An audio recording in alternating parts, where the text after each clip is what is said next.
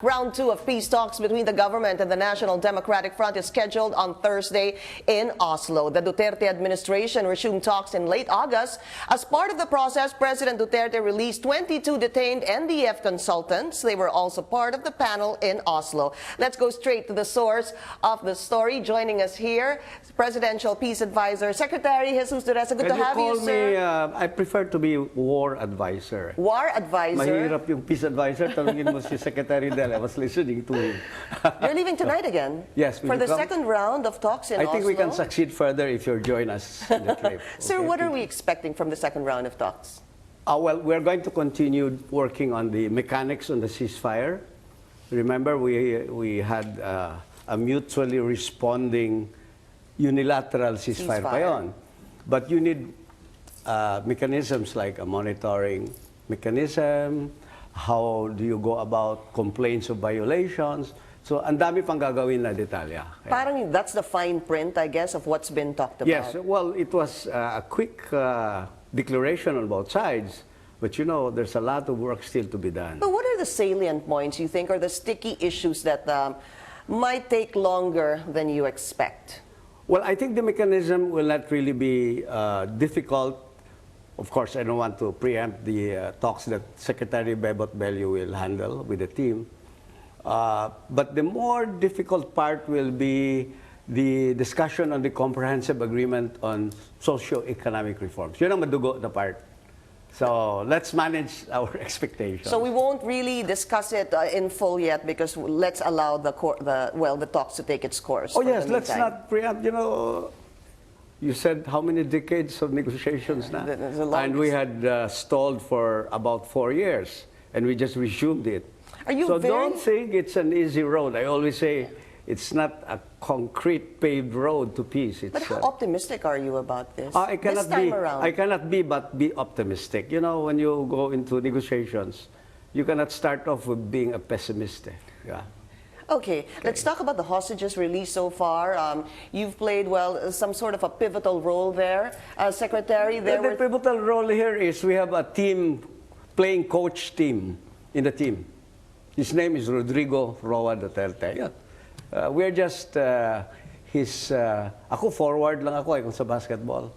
Siya yung coach at saka team captain. Playing coach pa. Siya yung may-ari ng team. Oh, siya may-ari ng team. But what's prompting this? 3 hostages released over the weekend. In the past 2 weeks, sir, there were about 9 hostages. Yes. What's prompting all this? What can you tell us? Well, I think we tapped the right people on the ground, like the group of Chairman Nurmiswari, who had shown real cooperation in our work. But, you know, it's not only just Miswari. The work done by the Armed Forces of the Philippines, you know, they had provided continuous pressure on the Abu Sayyaf group. And, of course, some stakeholders are already helping. Kasi alam ng mga taga-Sulu na they have to really rid themselves of this kind of a group who are operating there with great impunity. And it is only now that we are really, you know, handling them. But konektado ito sa whole peace process. And I think Secretary Del Lorenzana referred to it. And the President last night referred to it when he said, since we have moved forward in the peace negotiations with the CPP and PNDF, so we're able to free up a lot of our ground forces at pinadala na ron. Dahil hindi naman kaya kung ilan lang eh. Yeah, a lot of the soldiers were pre-positioned to Basilan and Sulu, sir. So Nurmiswari, you said, played a very important role. We've seen photos together with the hostages and with you as well. Sir, I wanted to ask you about the President. Is he still open to talking to Nurmiswari? What do you mean? He's talking to him every now and then over the phone. Tuloy pa rin. God, why are you? Bakit hindi? Di ba sinasabi always ni Presidente, Nurmiswari is an important player in the peace process. Okay, but there were plans to talk. I think Nurmiswari wanted to hold talks somewhere in Malaysia. Well, wherever. In fact, there's a headline in Bulletin today that they're going to talk in Davao very soon, di ba? But you know, during our cabinet meeting yesterday, and Secretary Del was there, I reported to the President on the status of the peace negotiations. One of the things I mentioned is that we're now dealing with the legal status of Chairman Noor. because he has a pending warrant because of the Correct. Zamboanga siege. Yeah, but the president already said he was Yes. ordering the policemen not to effect Oo that naman, warrant. oo naman. Correct. Warrant That's of true. The arrest. president is the main player here. Eh. Whatever he says, di ba? Team captain at playing coach kasi siya. Di ba? So he determines the kind of game we have to play. And yes, if he says he'd like to get Noor there, but you know, as a peace advisor, where I have to follow the normal procedures, like what we did with the CPP, NPA, and DF consultants. Sinabi, release dahil kailangan sa peace negotiations. And we did, but we went through the normal legal procedures that had to be done. So the warrant of arrest still stands, sir, Yes, from of course. my It's still there, understanding. but it's being addressed now, I tell you. How soon When do you think this will be lifted? Don't ask me. You know, this is going to be left to the discretion of the judges. Otherwise, I will be sitting there as a judge already. Di ba? Ikaw naman. Well, yeah. Well, because the president had mentioned that from the Yes, very yes, beginning, yes. that, you know, sinabi niya kay Noor Miswari na, you know, Malaking tulong kasi talaga ni Chairman Noor in this latest work we're doing in recovering the hostages. how soon do you think they can start, well, will they see each other face to face? Oh, I think pwede naman doon sa Skype, di ba? Pwede naman sa FaceTime, di ba? Pero iba din yung ano, sir. Iba din yung harapan. No, let me just say that there's an effort now to really have a personal engagement with Chairman Noor. Although I met him in Danan, in his camp when I got Jartan, di ba? I went up there. And you know, there's a story why I had to go to the camp rather than for him to come down and deliver to me. Dahil I told him, Maas, we call him Maas. It's a name, an appellation for somebody whom everybody respects. No?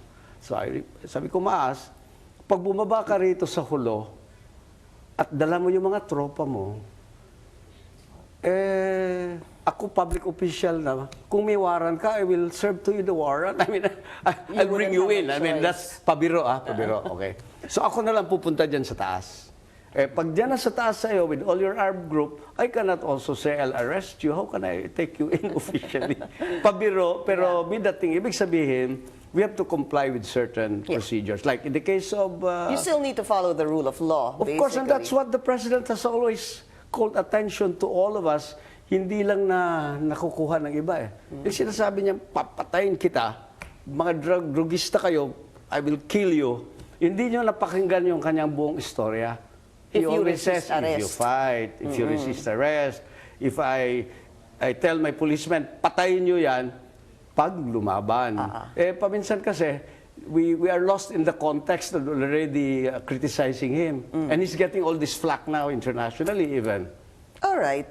Sir, what about the MILF? Yes, we're very quick there. We're now waiting for the reconstitution of the executive order that will reinstall the Bangsamoro Transition Commission. That group will be mandated to craft a new enabling law to replace the failed BBL. Di ba? Okay. So yun, we're waiting for that. Gaano ho kaya katagal pa yan? Ikaw naman, bakit may timelines? Hindi naman Kung po. pwede, Because can you imagine, as soon as all fronts, Secretary Dureza, you have the CPP, NPA, NDF, you have Noor Miswari. Yes. So, syempre, ang tanong din ng iba, paano at kailan ng MILF? Ongoing yan ngayon, di ba? We have already even launched the implementation stage in Jakarta, in Kuala Lumpur recently. And hindi ba, hindi pumasa yung BBL. At naagapan kaagad namin na hindi magre-react negatively ang Bangsamoro at ng MILF. Yeah. And so we're working on it. There'd been a meeting of the panels just a few days ago. Continuing yan, baka akala nyo... Okay. At least... Huwag lang kayong mainip dahil I tell you, manage your expectations.